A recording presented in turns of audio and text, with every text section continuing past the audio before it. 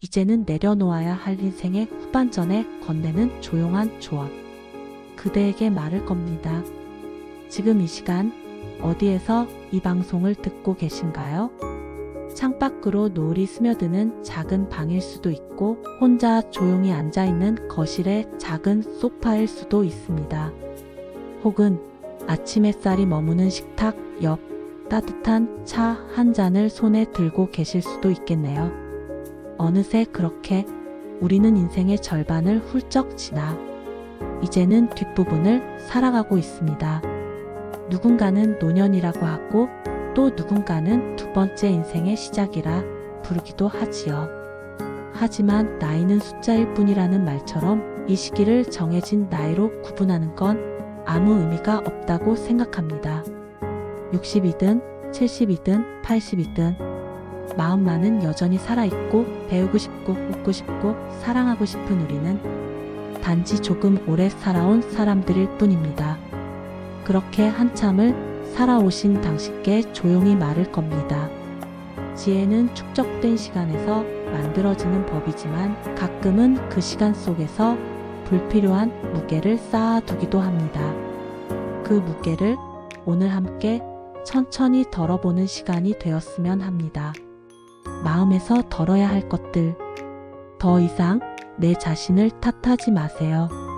우리는 살아오며 너무 많은 잘못을 스스로에게 뒤집어 씌우며 살아왔습니다. 그땐 내가 참 바보였지. 내가 조금만 더 노력했더라면. 하지만 지나간 시간은 다시 돌아오지 않습니다.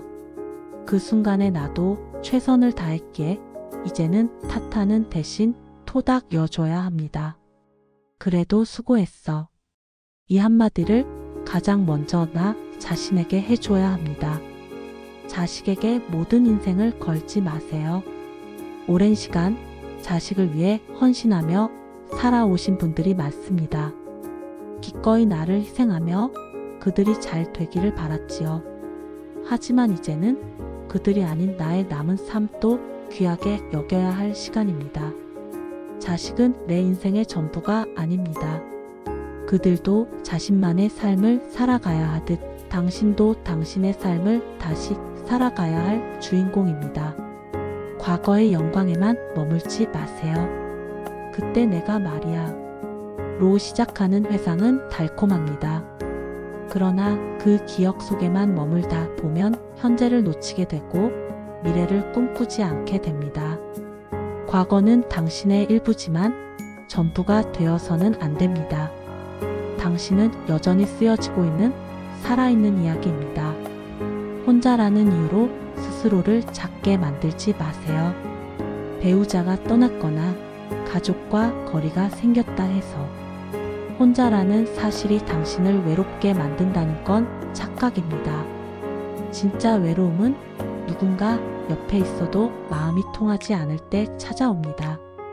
혼자여도 당당하게 나의 시간을 소중하게 채워가세요. 외로움은 당신을 깎아내릴 자격이 없습니다. 세상과 단절되지 마세요. 요즘 것들은 이라는 말 뒤엔 사실 두려움이 숨어 있습니다. 변화된 세상, 빠르게 움직이는 기술, 이제는 이해하기 어려운 단어들이 우리를 압도할 때가 있지요. 하지만 그것은 당신이 무능해서가 아니라 배울 기회가 없었기 때문입니다. 지금부터라도 하나씩 스마트폰도 유튜브도 배움이라는 눈으로 바라보세요. 세상은 여전히 당신을 기다리고 있습니다. 몸과 생활에서 멀리해야 할 것들 무조건 참지 마세요. 어릴 적부터 우리는 참아야 된다.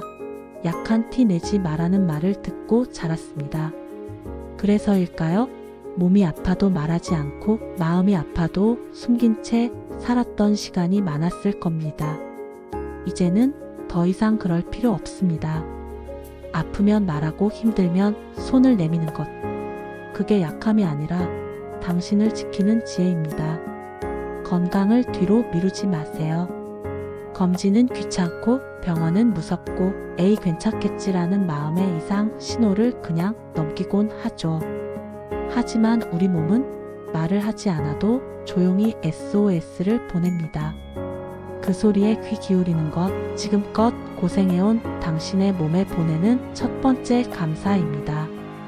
운동을 귀찮아하지 마세요. 힘들다고 느껴질 수도 있습니다. 하지만 매일 10분만이라도 걸어보세요.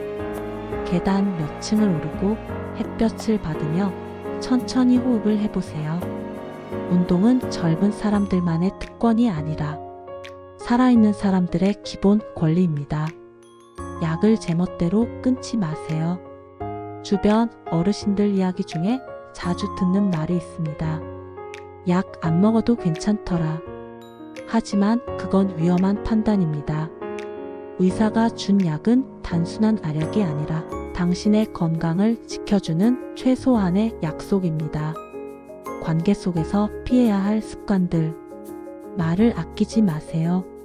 사랑한다는 말, 미안하다는 말 자주 꺼내세요. 오래된 친구를 떠나보내지 마세요. 마음으로라도 계속 곁에 두세요.